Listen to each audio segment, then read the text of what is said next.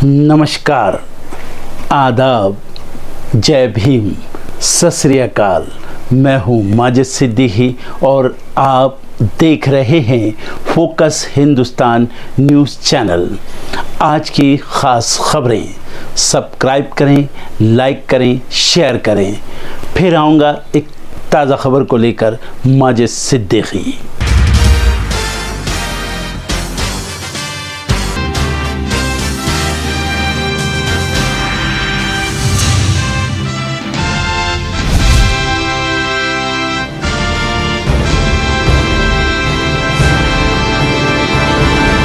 राजस्थान में अब नामांकन पत्र जमा कराने की प्रक्रिया कुछ ही घंटे बाद पूरी हो जाएगी। ऐसे में सभी दल बची हुई सीटों पर अपने उम्मीदवारों का ऐलान कर रहे हैं। कांग्रेस ने 6वीं तो बीजेपी ने उम्मीदवारों की 5वीं सूची जारी कर दी है। देर रात को कांग्रेस की 23 उम्मीदवारों की सूची जारी हुई और इस सूची के साथ कांग्रेस हाईकमान ने अपनी ताकत का एहसास भी करा दिया। हाईकमान को आंख दिखाने वाले हवा महल सीट से विधायक और अशोक गहलोत सरकार में मंत्री डॉक्टर महेश जोशी का टिकट पार्टी ने काट दिया।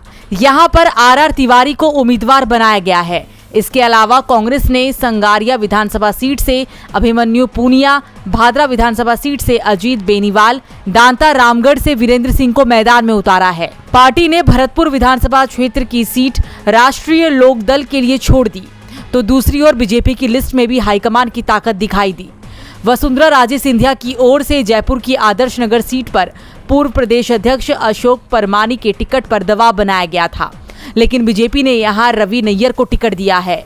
मावली से मौजूदा विधायक धर्म नारायण जोशी का टिकट काटकर नए चेहरे के तौर पर डॉक्टर केजी पालीवाल को चुनाव मैदान में उतारा गया है। बीजेपी ने 2 सीटों पर उम्मीदवार भी बदले हैं। बीकानेर की कोलायत से बीजेपी पूनम कंवर भाटी की जगह उनके पोते अंशुमन सिंह भाटी को उम्मीदवार बनाया है। 12 अटरू से सारिका चौधरी की जगह राधेश्याम बैरवा को मैदान में उतारा गया है। इसके अलावा बाड़ी, बाड़मेर और पचपदरा से उम्मीदवार घोषित नहीं हुए हैं। इस बीच बीजेपी में आज भी बगावत की खबरें आती रही।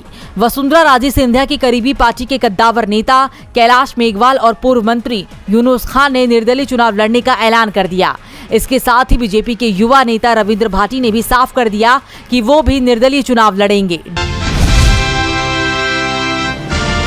छत्तीसगढ़ की चुनावी जंग में सीएम भूपेश बघेल और अमित शाह आमने सामने हैं।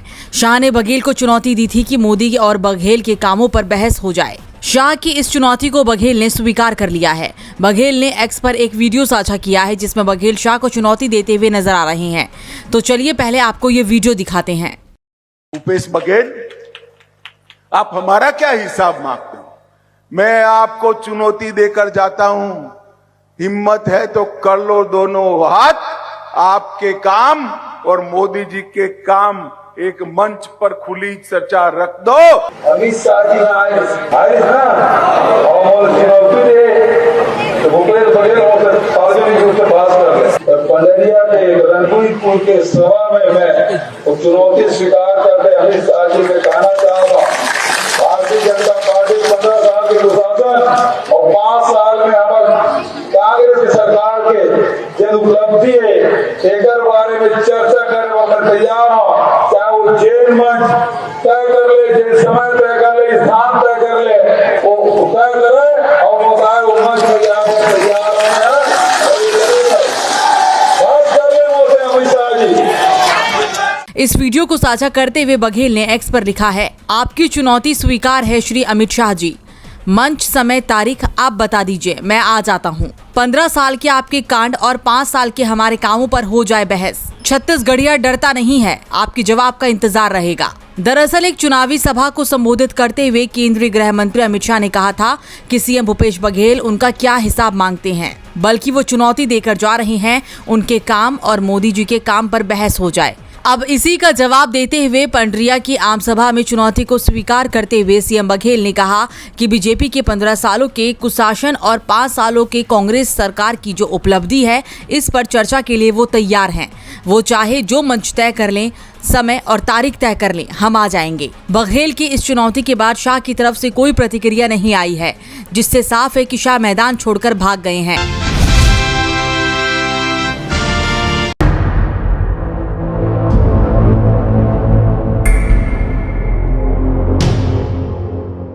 ये तबाही नेपाल में आए भूकंप ने मचाई है। कच्चे मकान जमींदोज हो गए हैं, पक्के घरों में दरारें आ गई हैं। आप इन तस्वीरों को देखकर समझ सकते हैं कि 3 नवंबर को आया भूकंप कितना खतरनाक होगा। कैसे घरों में सोते हुए लोग वहीं मलबे में दब गए होंगे। ये हालात किसी को भी डरा सकते हैं। यहाँ भूकंप आने के 2 दिन बाद भी रेस्क्यू ऑपरेशन जारी है। नेपाल आर्मी यहाँ लोगों की मदद कर रही है।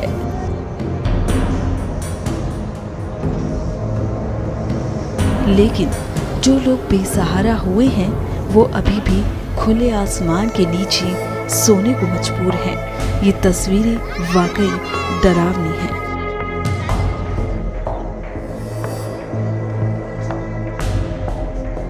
यहाँ प्रशासन की मदद से पीड़ित लोगों को जरूरत की वस्तुएं मुहैया जरूर कराई जा रही हैं, लेकिन कब तक ये लोग ऐसे ही खुले आसमान के नीचे अपना समय व्यतीत करेंगे, ये कहना अभी थोड़ा मुश्किल है।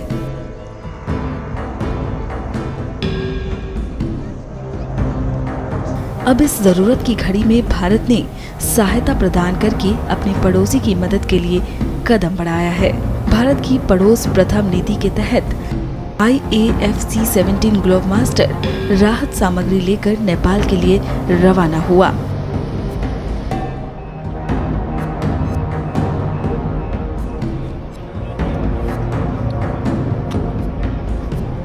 इस प्लेन में भूकंप पीड़ितों के लिए आवश्यक राहत सामग्री और चिकित्सा सहायता शामिल थी। बता दें कि भारत भूकंप प्रभावित नेपाल के लोगों को सबसे पहले मानवीय सहायता प्रदान करने वाले देशों में से एक रहा है।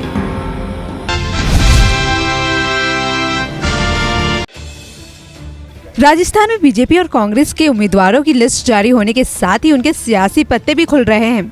इसी कड़ी में कांग्रेस की ओर से 5 नवंबर को देर रात जारी की गई लिस्ट में ये साफ हो गया कि वसुंधरा राजे के सामने पार्टी ने किसे चुनावी मैदान में उतारा है। बता दें, झलवाड़ा जिले की झालरपाटन विधानसभा सीट से पूर्व मुख्यमंत्री वसुंधरा राजे के सामने कांग्रेस ने रामलाल चौहान को उम्मीदवार बनाया है, जिसके बाद अब वो चुनावी मैदान में राजे को चुनौती देते हुए नजर आएंगे। इधर कांग्रेस की आखिरी सूची में हथौड़ी की जिस सीट पर सस्पेंस बना हुआ था, उस पर भी स्थिति साफ हो गई। बड़े लंबे इंतजार के बाद UDH मंत्री धारीवाल को आखिरकार कांग्रेस ने कोटा उत्तर विधानसभा से टिकट दे दिया। टिकट मिलने के कुछ देर पहले ट्रेन से धारीवाल दिल्ली से कोटा लौटे थे। धारीवाल के अलावा कोटा साउथ विधानसभा पर कांग्रेस ने महिला उम्मीदवार राखी गौतम को टिकट दिया है। वहीं कोटा जिले की पिपलदा विधानसभा सीट पर नए चेहरे के रूप में कांग्रेस ने चेतन पटेल को टिकट दिया है, जबकि रामगंज मंडी विधानसभा सीट पर भी कांग्रेस की ओर से नए चेहरे पर दांव लगाते हुए महेंद्र आजूरिया को उम्मीदवार बनाया गया है। गौरतलब है कि कांग्रेस ने राज्य की सभी 200 विधानसभा सीटों के लिए अपने उम्मीदवारों का ऐलान कर दिया। राज्य में 25 नवंबर को चुनाव होंगे, जबकि 3 दिसंबर को रिजल्ट आने हैं। वहीं हथौड़ी के लिए साल 2018 के विधानसभा चुनाव के परिणामों को देखें तो बीजेपी कांग्रेस से मजबूत स्थिति में नजर आ रही है। 17 विधानसभा में बीजेपी के 10 MLA चुनकर आए थे, जबकि कांग्रेस केवल 7 सीट पर ही जीत हासिल कर पाई थी। हथौड़ी को बीजेपी का गढ़ माना जाता है, लेकिन कांग्रेस अपने विकास कार्यों के दम पर सत्ता में वापसी का दावा कर रही है।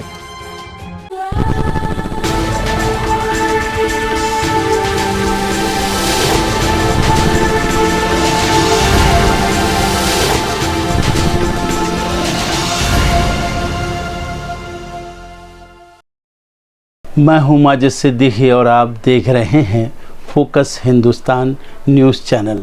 अब हम ले चलते हैं आपको सलीम चावला बुर्राक हर्बल रेमेडीज़ के रूह रवां।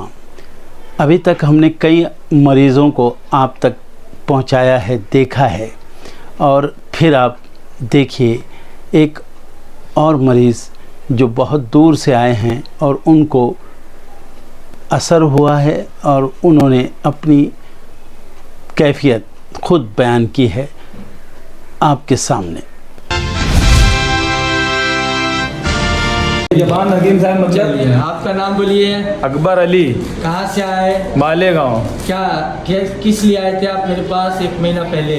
वो हमारे साले का जबान का कैंसर बताए थे डॉक्टर लोग, हाँ, तो उसकी वजह से हम यहाँ पे आए थे। 1 महीना हुआ दवाई? 1 महीना हुआ है। 1 महीने में कितना आराम हुआ? 1 महीने में 80-90% आराम हो चुका है, मामूली सा ही मतलब बचा थोड़ा सा हुआ है। बचा हुआ है हाँ। ना? और आपका मोबाइल नंबर बोलिए। हमारा मोबाइल नंबर 9325 80 72 86। आपका नाम क्या जनाब? मोहम्मद हुसैन। आप इनके साथ आए थे? हाँ। आपका क्या कहना है आपके पेशेंट के बारे में? 80-85% आराम है ना, पूरा जो जख्म अच्छा हो गया, सब अच्छा हो गया है। जबान अच्छी हो गई? जबान अच्छी हो गई पूरी। अल्हम्दुलिल्लाह, बस थोड़ा दर्द बचा है। हाँ, दर्द बचा है। 80-85% आप लोग बोल रहे हैं। हाँ। अल्लाह करे ये दवाई से पूरा हो जाए। अल्लाह का ठीक इंसान। है, चलिए आपका मोबाइल नंबर बोलिए। 55 50 88 19।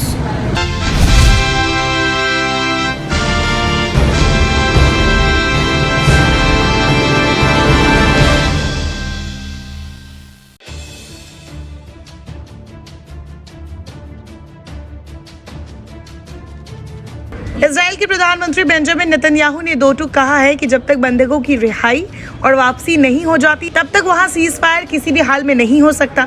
नेतन्याहू की ये टिप्पणी तब आई है जब इजराइल के लड़ाकू विमानों ने गाजा पट्टी में 2 शरणार्थी शिविरों पर हमला बोला है और अमेरिकी विदेश मंत्री एंटनी ब्लिंकन ने इजराइल के कब्जे वाले वेस्ट बैंक का औचक दौरा किया है।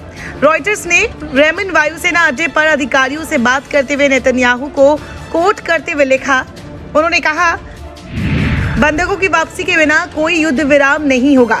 इसे शब्दकोश से पूरी तरह हटा देना चाहिए। ये बात हम अपने मित्रों से भी कहते हैं और शत्रुओं से भी। हम हमले तब तक जारी रखेंगे जब तक हम उन्हें हरा नहीं देते। हमारे पास कोई विकल्प नहीं है। प्रधानमंत्री नेतन्याहू ने यह बयान तब दिया जब एक दिन पहले ही अमेरिकी विदेश मंत्री ब्लिंकन ने इजराइल से अनुरोध किया था कि गाजा पट्टी में फिलिस्तीनियों की मदद और राहत सामग्री पहुंचाने और प्रवेश की अनुमति देने के लिए इजराइल हमलों को अस्थायी रूप से रोक दे। हालांकि इस मुद्दे पर अमेरिका को इजराइल के विरोध का सामना करना पड़ा है। शनिवार को अमेरिकी विदेश मंत्री ने अपने इजरायली समकक्ष से मुलाकात की थी, जिसमें यह अनुरोध किया था। इस बैठक के तुरंत बाद नेतन्याहू ने टेलीविजन पर अपनी टिप्पणी में जोर देकर कहा, मैंने स्पष्ट कर दिया है कि हम पूरी ताकत से हमले जारी रखेंगे। इजराइल किसी भी अस्थायी युद्ध विराम से इनकार करता है जिसमें हमारे बंधकों की रिहाई शामिल नहीं है। इसके साथ ही नेतन्याहू ने अपने शत्रुओं को अल्टीमेटम भी दिया है कि वो जल्द से जल्द बंधकों को रिहा कर दे। बता दें कि पिछले महीने 7 अक्टूबर को हमास आतंकवादियों ने इजराइल पर अचानक हमला बोल दिया था, जिसमें 1400 लोगों की जान चली गई थी। हमास आतंकी 240 लोगों को बंधक बनाकर अपने साथ लेते चले गए थे। इसके बाद इजराइल ने अपना आक्रामक अभियान शुरू कर दिया। इससे सालों में इजराइल फिलिस्तीन संघर्ष में सबसे खूनी बढ़ोतरी हुई। कथित तौर पर इजराइल के जवाबी हमलों और जमीनी हमलों में गाजा पट्टी में लगभग 10,000 लोग मारे गए हैं।